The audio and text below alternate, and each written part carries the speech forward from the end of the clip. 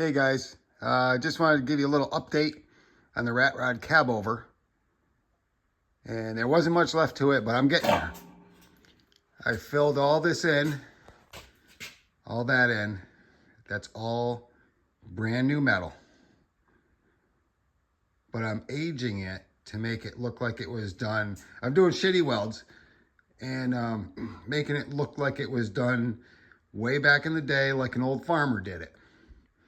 So I'm putting all new metal in it to make it strong. Got the grill almost in. I gotta work on these gaps. This gap is horrible. But I'm aging these with some mixture that I made up of peroxide, vinegar, and a little bit of salt.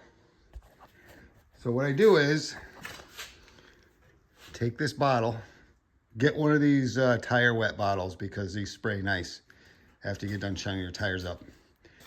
Take it and you just spray it on there. Just mist it up. I just started that one today, so it looks kind of orangey, but eventually it'll get dark. And I'll hit this again because I want to get it to where it's the right color that I want. Once it gets to the right color, I'll probably spray some clear on the whole truck. That way it'll kind of protect it from rusting because we don't want more rust.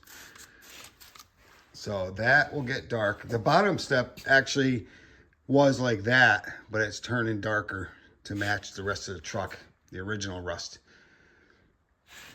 And so I spray that, let that sit for a little bit, and then I'll spray some more. And I bought a shrinker stretcher at Harbor Freight. These things are awesome.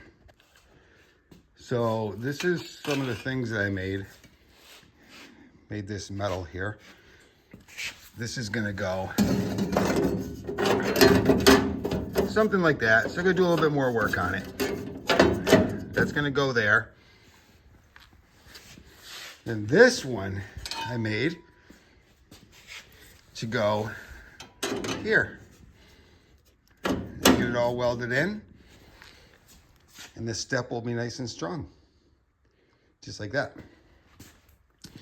Like I said, it's gonna be like old looking, like somebody did it a long time ago. So I'm doing shitty patchwork. It'll be strong, but it's really shitty looking. But check this out. This door over here was really bad. There was nothing left to it, but look how nice it works. Isn't that nice? There was nothing there.